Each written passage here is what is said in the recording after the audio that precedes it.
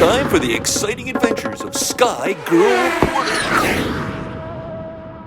Recently, I went to the Writers' Symposium by the Sea in San Diego to interview award-winning author Mitch Albom. Mitch Albom started as a sports writer, then became an on-air commentator for ESPN. But he's most famous for his groundbreaking bestseller, Tuesdays with Morrie.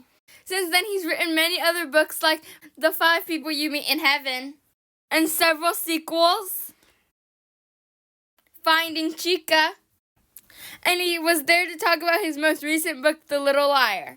Here I am at Mitch Albom's book signing and talk about his new novel, trying to get an interview. Normally, I get press passes to events like these, but for this one, I had to show up, see if he was doing a signing, wait in line, and then see if I could interview him. During the talk, he was funny, interesting, and I learned so much. And I really hoped that I could interview him. The reception just finished, and it was really cool, and he's like a really interesting person, so I really hope I'm able to interview him. So I got my book and waited in line, and guess what happened? Hey everyone, welcome back to Sky Girl Reporter, and I'm with Mitch Albom, so let's say hi. Hi. Hi, Sky. Hi, everybody. How did you start?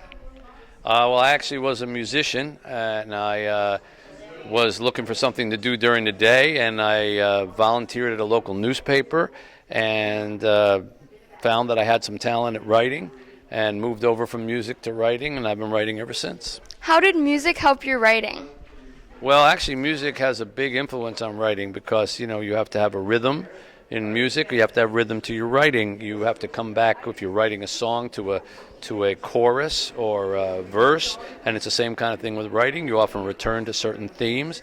So there's a certain beauty to creating things in music, and you try to do the same thing with writing. So I actually think the two of them are very connected.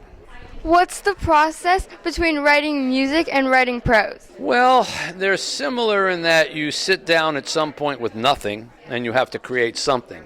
So the first time you sit down to write a melody, you don't have anything, and you start tinkering around. I think the difference is, like on a piano, you can just mess around and play some notes and change the note and try this and that.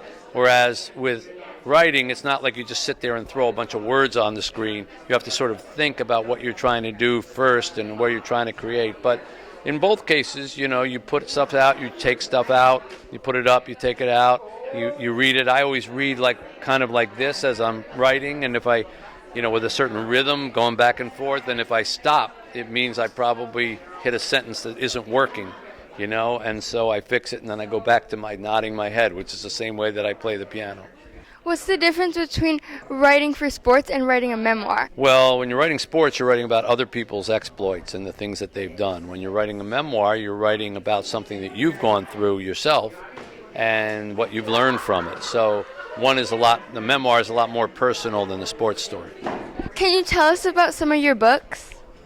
Well, probably my best known book is Tuesdays with Morrie, which is a story about my old college professor who was dying from Lou Gehrig's disease, and I visited him every Tuesday, and we talked about what was really important in life once you know you're going to die, and it's become a very popular book around the world. My probably biggest novel, fiction, is called The 5 People You Meet in Heaven, and it's about a man who doesn't think he matters here on earth, and he dies and he goes to heaven and he meets 5 people from his life who show him how in big ways and little ways he affected really so many people in the world, and how there's no such thing as a nobody. I've written 12 books all told, but I don't think you want to hear about all 12 of them, so those are 2 enough. One of the most moving parts about his talk was about Chicka, a girl he adopted in Haiti and brought to the United States. But unfortunately, she passed away. He's written very powerfully about people you meet in heaven, so I decided to ask him this question.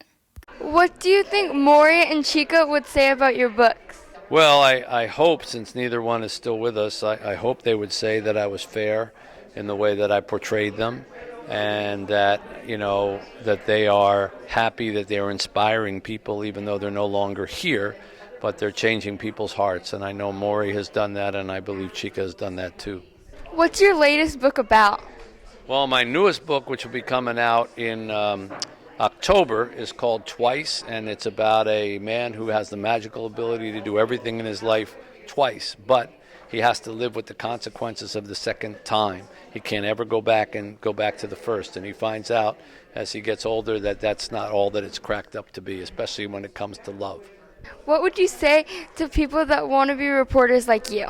Well, I would say that the most important thing isn't how famous you get, isn't that you get on television or how many people recognize you or ask for your autograph. If you want to be a journalist, you are interested in the truth, and you're interested in finding out the truth and conveying the stories of people whose stories aren't often told. And sometimes that may mean you're not doing the hottest story or the biggest story about a movie star or a sports star, but you're doing important stories that other people won't find. And that would be my advice if someone wants to be a true journalist. You shouldn't confuse journalism with being a movie star. It's not the same thing. What's the biggest thing you've learned from all this? That people matter more than anything else, and your relationships with people are in the end going to be how you're evaluated in your life. I learned that from Morrie, I learned that from Chicka, I've learned it from all the people who have affected me in my life, that it's not how much money you make or how famous you become or how many books you write or anything else. It's the people that you touch and the people who touch you that really determine the value of your life. Thank you so much. You're welcome, Sky. I want to thank Mitch Albom for an amazing time and letting me interview him. And I hope to see you next time on Sky Girl Report with a new adventure. Bye!